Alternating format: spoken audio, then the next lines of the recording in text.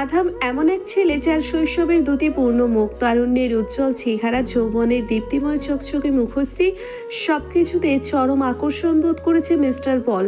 যবে থেকে আকর্ষণে ডুবেছে তবে থেকে পল গুমড়ে মরছে। আধাম সামনে দাঁড়িয়ে আছে, একদম তার সামনে, সেই মুখ, সেই চোয়াল আর সেই একটা সুচলা দাঁতটা একদম স্পষ্ট। হাসছে আধাম, ক্যানাইন দাঁতদের অদ্ভুত ঐশ্বরিক অপার্থিব সৌন্দর্যে মোহিত হতে পারল না মিস্টার পল, বরঞ্চ তার বুকে পুরনো ব্যথাটা জেগে উঠছে। হাত দিয়ে ছুঁয়ে দিল আধামের মতো দেখতে রোবটের মুখে। এই রোবটটা বন্ধু হেনরি তাকে গিফট করেছিল। আজ চার্লস আর হেনরিকে ভীষণ মনে পড়ছে। তারা কোথায় যে হারিয়ে গেল কোনো হদিশ নেই। হংকং শহর থেকে হুবহু আধামের মতো দেখতে রোবটটা বানিয়েছে হেনরি। অত্যন্ত যত্ন করে পল এই রোবট গোপন করে কক্ষে সংরক্ষিত রেখেছে। রোবটের প্রাণ নেই, জবান নেই, শ্বাস নিঃশ্বাস নেই। আসল আধাম এখানেই উপস্থিত থাকলে পলের শ্বাসনালীতে অ্যাটাক করতো। পল ঘুরে ঘুরে দেখে আধামের তৈলচিত্রগুলো, বিষণ্ণতা ছেয়ে যায় তার সর্বত্র। একটা পর্যায়ে বিড়বিড় করে বলে, মুয়াজ শেখ, তোমাকে মারতে পারলে আত্মা শান্তি হতো। তুমি বডিগার্ড না হলে আধাম আমার পুতুল হয়ে থাকতো। তুমি একটা বাস মুয়াজ শেখ, আমার চোখের বিষ তুমি, আমার চোখের শান্তিকে তুমিই দূরে সরিয়েছ। মাথার চুল খামছে ধরে পল, উন্মাদনায় লাল হয়ে যায় চক্ষুদয়, আফসোস ভরা বুকে বিষ ঢালে কৃতকর্ম। তখনই তার পার্সোনাল অ্যাসিস্ট্যান্ট লিয়াম আসে। পল নিজেকে সামলে সিক্রেট রুম থেকে বের হয়ে আসলো। লিয়াম আপাদমস্তক খেয়াল করে বসের। মিস্টার পল হলো লিয়ামের সম্মানিত একজন। পৃথিবী জুড়ে লিয়াম কেবল একজন মানুষকেই সমীহ করে চলে এবং মন থেকে মান্য করে, সে হলো মিস্টার পল। এমনিতে লিয়াম একজন সিরিয়াল কিলার। জেল, আদালত সবকিছু থেকে লিয়ামকে ছুটিয়ে আনে মিস্টার পল। লিয়ামের আপন বলতে নেই কেউ, আছে শুধু এক মনিব। মনিব হিসেবেই মানে পলকে। লিয়াম তার মনিবের জন্য ভারাক্রান্ত হয়, মায়া লাগে মানুষটার জন্য। বিপরীতে লিয়াম কাউকে মায়া দেখায় না। সিরিয়াল কিলারদের মায়া কিসের আবার? এক সমুদ্র মায়া এবং নিখাত ভালোবাসা মনিবের জন্য গচ্ছিত। লিয়ামের পরিবার নেই, বাবা মা নেই, ছিল একটা আপন ভাই। সেই ভাইটা হারিয়ে যাওয়ার পরেই পোষা বিড়াল হয়ে পলের কাছে আশ্রয় নেয়। সেই থেকে লিয়াম একনিষ্ঠ ভক্ত হয়ে যায় পলের। মিস্টার পলের সবকিছু জানে লিয়াম। বাঙালি ছেলে আধাম নামক সুন্দর ছেলেটার জন্য তার মনি বদ্ধ উন্মাদ, তাও জানে। এমনকি এটাও জানে পল একজন গে। তবে লিয়াম ভার্জিনিয়ার ব্যাপারে কিছুই জানে না। বহু বছর আগের কাহিনীর আদ্যপ্রান্তর কিছুটি সম্পর্কে লিয়াম অজান্তা। দীর্ঘশ্বাস ফেলে লিয়াম সোফায় বসলো, অ্যালকোহল গ্লাসে ঢেলে অফার করলো বসকে। তারপর বলতে লাগলো ইংরেজি ভাষা, বস, আপনি চাইলে অল্প বয়সী কিশোর অথবা তরুণদের হাজির করতে পারি আপনার সামনে। সবকিছু ভুলে মনোরঞ্জন করুন, নতুন করে নিজেকে গড়ে তুলুন, আমোদ ফুর্তি করে জীবনের স্বাদ নিন। ওয়াশিংটনে জাপানিজ অ্যাক্ট্রেস এসেছে, দেখতে দারুণ, যদি বলেন ব্যবস্থা করে দিই। পল সরাসরি নাকচ করে দিল এবং বিমর্ষ হয়ে বলল, একজনের উপর আসক্ত হলে আরো কারো উপর মন বসে না। আসক্ত জিনিসটা খুব খারাপ, একদম জঘন্য রকমের বাজে। অনেক চেষ্টা করেছি মুভ অন করতে, বাট বিফল হয়েছি। ওই বাঙালি ছেলেটার মাঝে কি এমন আছে বস, কিসে আপনাকে চুম্বকের মতো টানে? চরম লেভেলের আকর্ষণ কোত্থেকে আসে? ছেলেটা স্মার্ট এবং হ্যান্ডসাম, হাসলে মনে হয় একটা রাজ্য আলোকিত হয়ে উঠেছে। ঠোঁটের শেষ কিনারায় বাঁকানো দাঁতের হাসিটা আমার জন্য বিষাক্ত। তার ফর্সা স্কিন, মুখের কাঠামো, গায়ের দানবীয় উচ্চতা, হাঁটার ধরন, তেজি ভাবসাব, সবকিছুতে অন্যরকম রাজকীয় একটা ফিল আসে। সূর্যের গলিত কমলাভ আলোয় এক পরন্ত বিকালে দেখেছিলাম তাকে। সূর্যটা ডুবে যাওয়ার সাথে সাথে সেই হারিয়ে ফেললাম তাগড়া জোয়ানের ছিমছাম গরনের শরীর আর উজ্জ্বল ত্বকে। আমার ধ্বংস তখনই নেমে আসলো যেন। আধামকে আগে কখনো দেখেছিলেন? না, দেখিনি। এটা ছিল কুখ্যাত মিথ্যা কথা। লিয়ামের কাছে অনেক কিছুই অজানা রাখে পল। মাথাটা বিশালাকার সোফায় এলিয়ে দিয়ে চোখ বুজে ফেললো। তারপর বুক ভরা বিষাদ নিয়ে বলল, যাকে সবটা দিয়ে ভালোবাসো আর সে তোমাকে সবটা দিয়ে ঘৃণা করে, তবে কেমন লাগবে লিয়াম? এটা খুবই দুঃখজনক বস। শুধু দুঃখ নয়, বরং হতাশা। আমি যদি পারতাম অতীত পাল্টে দিতাম, তার সাথে ভালো আচরণ করে তাকে জয় করে নিতাম। অবশ্য ওই রকম ধাতবকে বসে আনা অসম্ভব। ধাতব কে বস? আধাম। মানুষ ধাতব হয়? মানুষ ধাতব হয় না, তবে তার গর্জন এবং প্রতিবাদ হয় ধাতব। আর এক ধাতব হলো আর্টিস্ট মুয়াজ শেখ। তাকে কত লোভ দেখালাম, অর্থবিত্ত, ক্ষমতা, হোয়াইট হাউসের আসন, এজেন্ট গ্রুপের মেইন লিডার পদ, কিন্তু কিছুতেই রাজি হলো না আপোষ হতে। আধামের সাথে গাদ্দারি করে আমার সাথে হাত মেলায়নি। আমি চাইলে মুয়াজ শেখের রক্তের বন্যা বইয়ে দিতে পারি, কিন্তু পারছি না আধামের কারণে। আধামের ক্লাস টিচার মিসেস রোজকে মার্ডার করে যে ঘৃণার পাত্র হয়েছি, তাতেই আমার দহনের অন্ত নেই। মুয়াজকে মারলে আধাম আমাকে কুকুরের চেয়েও বেশি নিকৃষ্ট বলে অভিহিত করবে। আমার মনে হয় মুয়াজ আর আধাম, তারা দুজনে বুকে সাহসের পাহাড় চেপে রাখে। আধামকে একটা মুরগির ছানার মতো আগলে রেখেছে মোয়াজ। আর্টিস্ট মোয়াজকে আমি চিনি বস, দুর্দান্ত পেইন্টিং আঁকে। বিভিন্ন দেশে তার পেইন্টিং ভালোই সেল হয়, সাবলীল ব্যবহারের জন্য অন্যতম। নারী গঠিত কোনো কাজে তার ছায়াও দেখা যায় না, কিন্তু আধাম কি করে তাকে নিয়ে কিছু বলুন। মিস্টার পল সংকুচিত করে হাসছে। আজকে মন খুলে কথা বলতে ইচ্ছে করছে, দমিয়ে রাখলো না মনকে। সে বলছে আধাম ছেলেটা নগ্নতাকে ঘৃণা করে, ভীষণ লজ্জিত আর কুণ্ঠিত বোধ হয় নগ্নতা দেখলে। শূকরের মাংস খায় না, কুকুরের মাংস খায় না। অবাক হলাম, তাদের ধর্মে সব ধরনের প্রাণী ভক্ষণ করা নিষেধ, বৈধ প্রাণীর মাংসও খায় না যদি জবাই করার সময় তাদের প্রভুর নাম না নেওয়া হয়। আধাম মদ পান করে না। সকল মুসলিমরা এই রীতি অনুযায়ী চলে নাকি জানি না, আমি এসব জেনেছি আধামের চলন বলন থেকে। সে ধর্মপ্রাণ একটা মানব, জ্ঞানী আর সুরেলা কণ্ঠের মালিক। একদিন কাঁদছিল আর তাদের ধর্মগ্রন্থ পাঠ করছিল। আমি থমকে গিয়েছি, লিয়াম এমন সুন্দর কণ্ঠ কারো হতে পারে? সাথে জেদও হয়েছিল, কেন ছেলেটাকে এত গুণে গুণান্বিত হতে হবে। তবে আরেকটা জিনিস মানতে হবে, তা হলো আদনান অর্থাৎ আধামের যমজ ভাই, তার কণ্ঠ ছিল আধামের থেকেও মনোমুগ্ধ করার অতীব চমৎকার। আদনানের সুর শুনলে তুমি অন্য জগতে বিচরণ করবে। স্বাভাবিকভাবে কথা বললে তাদের প্রতিভা ধরা যায় না, যখন তারা স্বেচ্ছায় সুর তুলবে তখনই তুমি নৈসর্গিক কণ্ঠ শুনতে পারবে। আমি আর একটা জিনিস খেয়াল করেছি, তার বাবা মা ছিল আমার দেখা বেস্ট ফাদার অ্যান্ড মাদার। সন্তানের জন্য কত আকুল হয়ে থাকতে দেখেছি স্বামী স্ত্রী দুজনকে। আধাম হলো দুঃসাহসী আর আদনান হলো তার বিপরীত। লিয়াম তুমি অনেক নিরীহ মানুষের প্রাণ নিয়েছো, এবার আরো দুজনের প্রাণের সংখ্যা বাঁচিয়ে দিবে। মার্ডার করবে না, শুধু হাত কেটে দিবে। কার হাত কাটতে হবে বস, নাম বলে দিন। শুধু মোয়াজের হাত কাটতে বলবেন? না মোয়াজ নয়, মোয়াজের কিছু হলে আধাম আমাকেই দোষারোপ করবে। তুমি একজন নারী আর একটি শিশুর হাত কাটবে। তোমাকে একটা ভিডিও দেখায়, পলের মাথা চক্কর দিচ্ছে। 5 ঘন্টা আগে যে ভিডিও দেখে সে বেহুশ হয়েছিল, ওই ভিডিওটা গেল কোথায়? আর পাঠালোই বা কে? শুধু একটা সিগন্যালের মতো লেখালো আজারবাইজান। আজারবাইজান দেশ থেকে ভিডিও আসবে কেন? পল অস্থির ভঙ্গিমায় পায়চারি করছে আর বলছে যুক্তরাষ্ট্রের এজেন্টদের কন্ট্রোল করি আমি, সিক্রেট মিশনের রুলস ব্রেক করি আমি, গোয়েন্দা টিম ভাগ করি আমি, পার্লামেন্টের তথ্য আমার নখ দর্পণে থাকে, ভার্জিনিয়ার অঙ্গরাজ্যের গভীরে রাজত্ব করেছি, সেই আমাকেই কিনা বোকা বানানো হয়। বস আপনি শান্ত হন প্লিজ। কিভাবে শান্ত হব লিয়াম? আমি স্পষ্ট দেখেছি একটা ফর্সা মেয়েলি হাতে আধাম কিস করেছে। উপর থেকে ড্রোনের মাধ্যমে স্নোফল পড়ছে আর আধাম সাদা পোশাক পরা নারী অবয়বকে গোল গোল করে ঘোরাচ্ছে। তার নির্মল স্বচ্ছ হাসিটা বলে দিচ্ছে কত তুষ্ট সময় পার করছে। অদূর ভবিষ্যতে আমি না থাকলে তুমি ওই নারীর হাত ছিন্ন করে দিবে। আমি সুখে নেই, সুতরাং কাউকে সুখে থাকতে দিব না। আধাম ওর ভাইয়ের মেয়েকে লালন পালন করে। ক্যালিফোর্নিয়ার বাড়ির সিসিটিভি ফুটেজ থেকে একটি ছবি কালেক্ট করেছি। হাঁটু পর্যন্ত হাফ প্যান্ট আর ব্লু কালারের গেঞ্জি পরে একটা বাচ্চা মেয়েকে নিয়ে গার্ডেন এরিয়ায় হাঁটছে আধাম। বেবিটাকে বুকে নিয়ে হাতের ছোট ছোট আঙ্গুলে মনে হয় 20 বার চুমু দিয়েছে। তুমি ওই বাচ্চাটারও একই পরিণতি করবে। আধাম বুঝবে বিরহ কাকে বলে। নির্ঝঞ্ঝাট 1 মাস কেটে গেল। লাব্বাইক হজের সম্পূর্ণ তালবিয়াটা পাঠ করলো পাপড়ি। আধাম রুমেই আসছিল আর তৎক্ষণাৎ চলন্ত পা থেমে গেল কন্যার তালবিয়া শুনে। হৃদয় জুড়ে হিমেল হাওয়া বইছে। 15 দিন আগে সপরিবারে ওমরাহ পালন করে এসেছে। খানায় কাবার চত্বরে তাওয়াফ করার সময় উক্ত তালবিয়া পাঠ করে মুখস্থ হয়ে গেছে সোনামণির। চই চই করে তালবিয়া পড়ছে আর মায়ের পিছু পিছু ঘুরঘুর করছে। পূর্ণিমা ছেলেকে কোলে নিয়ে ঘুরে ঘুরে একটু একটু করে খাবার খাওয়াচ্ছে, মেয়ের মুখেও খাবার ঢুকিয়ে দিচ্ছে।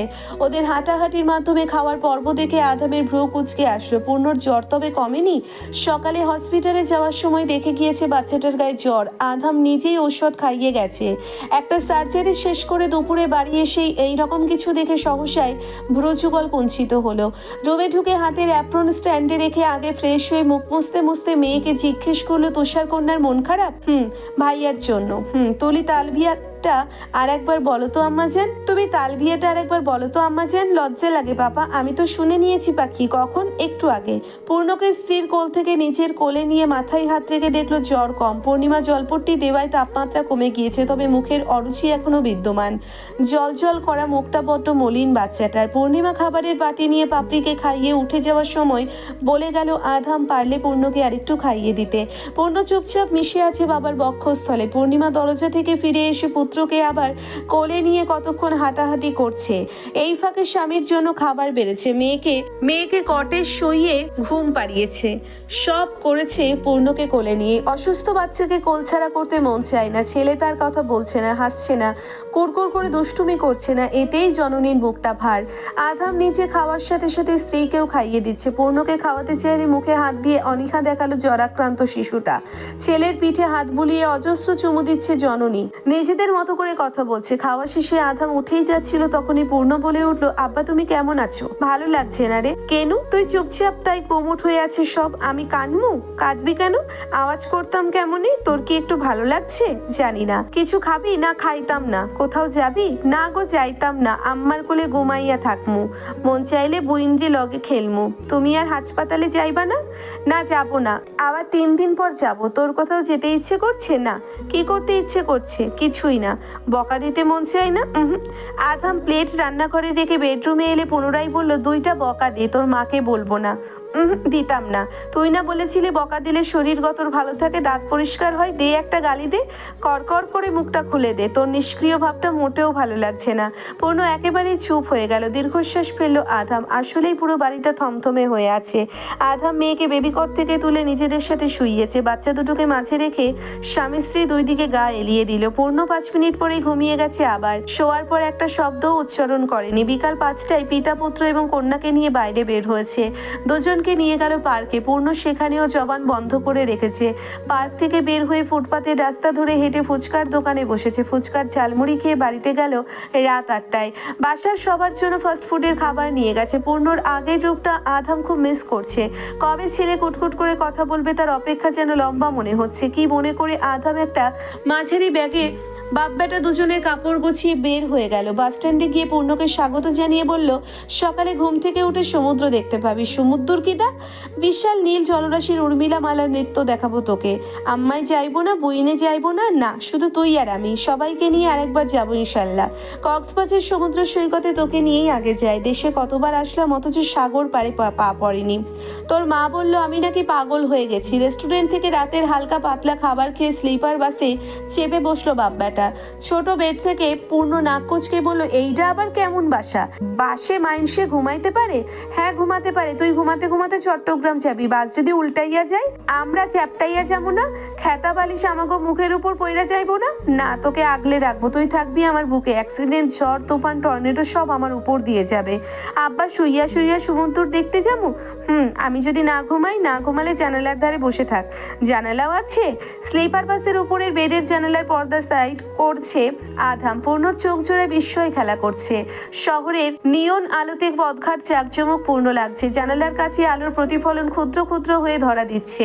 আধাম পূর্ণিমার সাথে মেসেজ করছে আর পূর্ণ টুকটুক করে চোখের দৃষ্টি প্রসারিত করে কৃত্রিম আলোয় আলোকিত শহরটা পরখ করছে। বাপরি বাপ ভাইকে বলে দিয়েছে সমুদ্রের মাছ ধরে আনতে।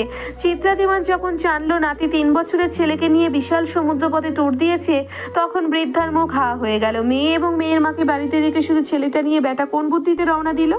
বাসটা দ্রুত গতিতে রাজধানীর বুক থেকে ভিন্ন পথে ঘুরছে। পূর্ণর মাঝে উৎফুল্লতা ফিরে আসছে। রাতের শহরটা অবলোকন করে কিছুক্ষণ পর বাবার মুখে মুখ গুজে টুকটাক কথা বলে ঘুমিয়ে গেল। কক্সবাজারের বিলাসবহুল রিসোর্টের 5ম তলায় আধাম রুম নিয়েছে। অনলাইনে বুকিং দিয়েছে গত রাতে। সারা রাত বাস জার্নি করে দুজনে নাস্তা সেরেছে আগে। তারপর রুমের চাবি নেওয়ার জন্য আসলে ম্যানেজার আবুল হয়ে তাকিয়ে আছে বাপ বেটা দুজনের দিকে। তাদের ব্যাগপত্র তেমন নেই, শুধু একটা হালকা পাতলা কাপড়ের ব্যাগ। দেখতে দুজনকে ব্যাচেলারদের মতোই লাগছে। ম্যানেজার সন্দেহ নিয়ে জিজ্ঞেস করলো, আপনার ছোট ভাই হয়? ভাইকে? আপনার সাথে বাচ্চাটা? আমার ছেলে হয়। কি না জি। আপনার ওয়াইফ কোথায়? ঢাকায়। স্ত্রীর সাথে ঝগড়া হয়েছে? ঝগড়া হবে কেন? ছেলেকে নিয়ে সমুদ্র দেখতে আসলেন বউ ছাড়া, তাই জিজ্ঞেস করলাম। মেয়ে এবং মেয়ের মাকে আরেকবার নিয়ে আসবো। হুটহাট ট্যুর দিয়েছি ছেলেকে নিয়ে, তাতে আপনার এত প্রশ্নের কি আছে বুঝলাম না।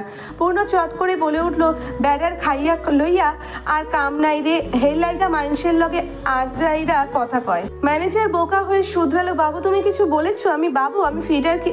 আমি ফিডার দিয়া দুধু খাই? আধাম পূর্ণর হাত ধরে ড্যাং ড্যাং লিফটের দিকে চলে গেল। পূর্ণ 5-6 কদম বাড়িয়ে লোকটার দিকে ভেঙচি কেটে পাছা নাড়িয়ে ব্যঙ্গ করে গেল।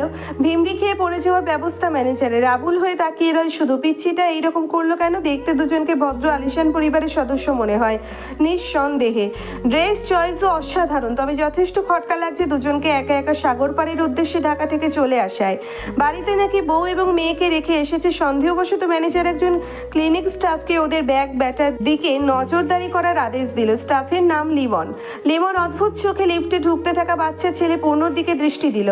গভীর কিছু একটা ছিল দু চোখের নীরব হিংস্র চাহনিতে। বারান্দা দিয়ে নীল সমুদ্র দেখা যায়। রিসোর্টটা সমুদ্রের নিকটবর্তী হওয়ায় উত্তাল সাগরের গর্জনও শুনতে পাওয়া যায়। বড় বড় ঢেউগুলো আছড়ে পড়ছে ভেজা তীরে।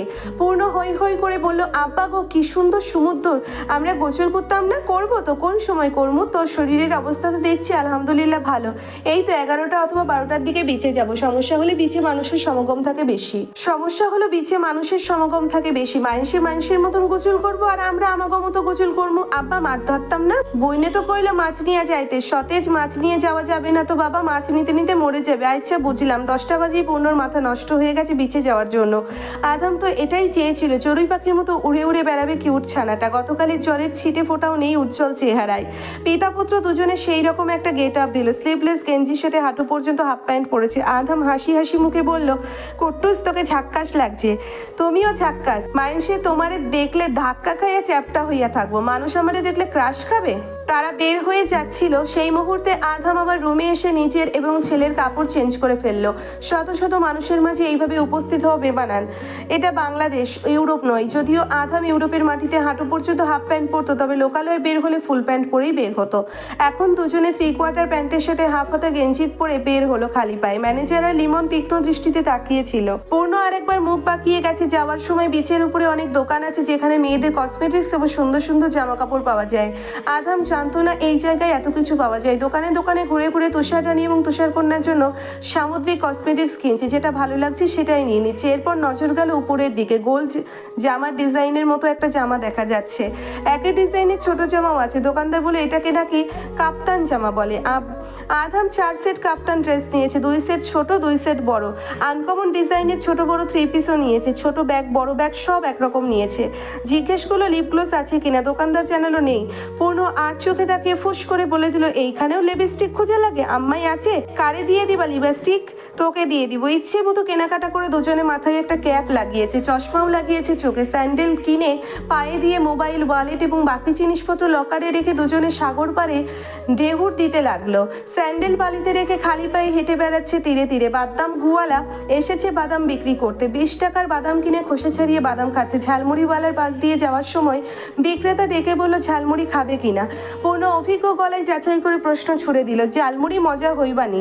না মজা হইলে টাকা দিমু না। আব্বা টাকা পরে দিবা, আগে খাইয়া লই, যদি মজা হয় তাহলে টাকা দিব। ভাগ্যক্রমে ঝালমুড়িটা ভালো হয়েছে তাই টাকা দেওয়া নিয়ে গড়িমসি করেনি পূর্ণ।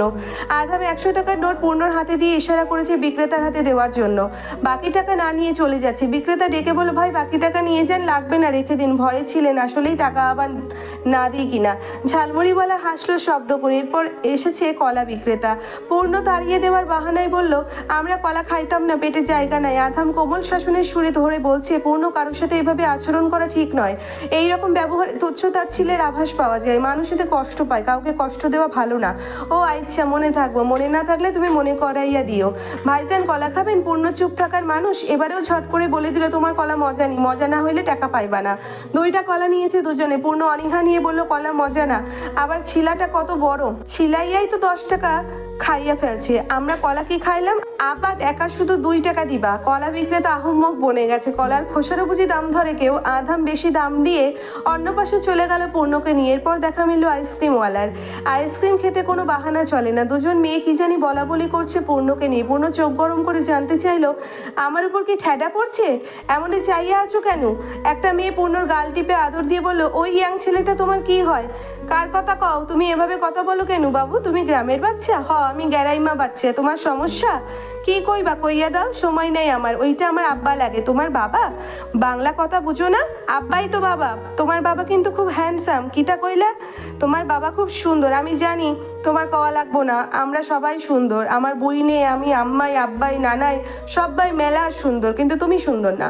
তুমি মুখে রুটি বানাই ওই আটা লাগাইয়া এইখানে আছো। পানিতে নামলে তোমারে পেতনির মতো দেখা যাইবো। এই বাচ্চা থাপ্পড় খাবে। যত বড় মুখ নয় তত বড় কথা। ফাজিল পোলাপান। আমারে মারলে আমি বইয়া থাকবো? পানিতে চুবামু। আমার আম্মাই তোমার চুল কাইটা দেবো। বইনে তোমারে ঝাড়ু দিয়ে পিটাইবো। আধাম আইসক্রিম নিয়ে পূর্ণের হাত ধরে চলেই যাচ্ছিল। তখনই একটা মেয়ে ঢং করে আহ্লাদ নিয়ে কথা বলছে, এই যে শুনছেন ভাই, খাইয়া আমার আব্বাই কথা কইব না তোমার লগে। আব্বা তুমি যদি ছেমড়ির কথা কও তাইলে আমারে কমু তুমি বেডি মানুষের লাগে হাসি নিয়ে কথা কইছো। আধাম অবাক হতেও ভুলে গেল যেন এ কোন ধরনের থ্রেট। পুচকেটাকে চ্যাংদোলা করে ছাউনির নিচে বসিয়েছে, ডাবের পানি খাইয়া মাথা ঠান্ডা করিয়েছে। এটার মাথা তখন গরম হয়ে যায়। 10 মিনিট পর বাজান একখান প্রস্তাব রাখলো। সে ওই শার্ট পরতে চায় যেখানে নারকেল আর সমুদ্র তীরের ছবি দেওয়া আছে। ছেলের কথা ফেলতে পারলো না পিতা। নারকেল গাছের ছবিওয়ালা শার্ট কিনে দুজনে পড়েছে। মাথায় ক্যাপ আর ওই রকম শার্ট পরিহিত দুইটা ছবি পাঠিয়েছে চিত্রা দেওয়ানের কাছে। বুবু আমাদেরকে ছাপড়িদের মতো লাগে, এমন করে টেক্সট পাঠিয়েছে বৃদ্ধা বুবুর কাছে। কুট্টুসটে কিতা তোকে আর আমাকে ছাপড়িদের মতো লাগছে না তো? আবার আমাগরে দেখতে সুপার হিরো লাগতেছে। বঙ্গোপসাগরের দিকে চোখ রেখে আধাম বলছে মানুষ সমুদ্র সৈকতে আসে বউ নিয়ে, আর আমি এসেছি দেড় ব্যাটারি নিয়ে। না তুমি ওই দেড় ব্যাটারি না, তুমি হলি প্রিন্স। কোচি কিউট একটা প্রিন্স তুই। তোকে আমার ছেলে লাগে না, সত্যি বলতে লজ্জা লাগছে। আসলে তোকে আমার বন্ধু লাগে, মানে কুট্টুস বন্ধু। আমি কুট্টুস, তুই কুট্টুস প্রিন্স। আমার এই কুট্টুস কইবা? কুট্টুস বলে কষ্ট পাবি না? দুঃখ পাইতাম না। যা তোকে আর দেড় ব্যাটারি বলবো না, তুই হলি আমার কুট্টুস প্রিন্স। তুই কিন্তু অনেক কিউট জানিস, মাশাল্লাহ মাশাল্লাহ। আমার জননী বলতো আমিও নাকি ছোটবেলায় কিউট ছিলাম, কিন্তু তোর মতো না। আমার ছোটকালের ছবি আছে, দেখেছি। তোর মতো কিউটের ডিব্বা ছিলাম না। মাঝে মাঝে মনে হয় কিউটের গোডাউন থেকে উঠে এসেছিস। আচ্ছা পূর্ণ, তোর বাপের নাম কি? বাপ কিতা? তোর বাবার নাম কি? বাবা কিতা? তুই বাবা বুঝিস না? আমি তোর কি হই? সত্যি করে বলবি, মিথ্যা বলে তোকে ফ্যানের সাথে ঝুলিয়ে রাখবো। পাংখার লগে বাইন্দা দাও, পাংখা ঘুরবো, আমিও ঘুরবো, আরাম লাগবো। হব বেটা, যা জিজ্ঞেস করেছি তাই বল। কিতা কইতাম? তোর বাবার নামটা বল। তুমি বুঝো না কেন? আমি তো আব্বা কই। আচ্ছা তোর আব্বার নাম কি? আদম আলী। কি? নানার বাড়ির ব্লগে এক বেড়ার নাম আদম আলী, হেললেইগা তোমার নামও আদম আলী কইয়া দি। তোর আব্বার নাম আধাম। আচ্ছা একটা কইলেই চলে। আমি তোর আব্বা হুম, আর তুই? তোমার ছেলে। কত সহজভাবেই বলে দিল তোমার ছেলে। ওই সমুদ্র থেকে ধেয়ে আসা বাতাস যেন গা শীতল করে দেয়, তেমনি আধামকে শীতল করে দেয় পূর্ণের আব্বার সম্বোধনে। পাপড়ি পাপা ডাকে আর পূর্ণ আব্বা ডাকে। এখন যদি পূর্ণ আব্বা ডাকা বাদ দিয়ে পাপা ডাকা শুরু করে তবে আধাম বোধহয় অসুস্থই হয়ে যাবে। একটা মধুর ডাক, আব্বা।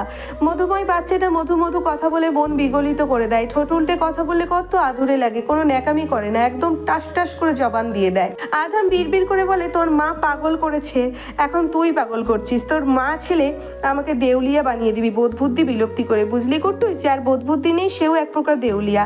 তোর মা আমাকে কি বানিয়েছে আল্লাহ পাক ভালো জানেন। সারাক্ষণ বউ বউ করে মনের আনাচে কানাচে প্রেম আন্দোলনের মিছিল উঠে। ছাউনি থেকে বের হয়ে দুজন ঝাঁপিয়ে পড়লো উন্মাদ সমুদ্রের বুকে। টলটলে নীল জলরাশিতে তরঙ্গ খেলছে।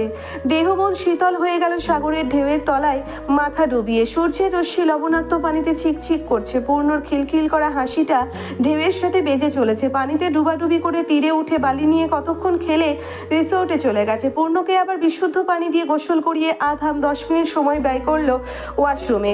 শুধু ট্রাউজার পরে টাওয়াল নিয়ে মাথা মুছতে মুছতে বের হয়ে চোখ বুলিয়ে কোথাও পূর্ণকে দেখতে পেল না। ও আবার গেল কোথায়?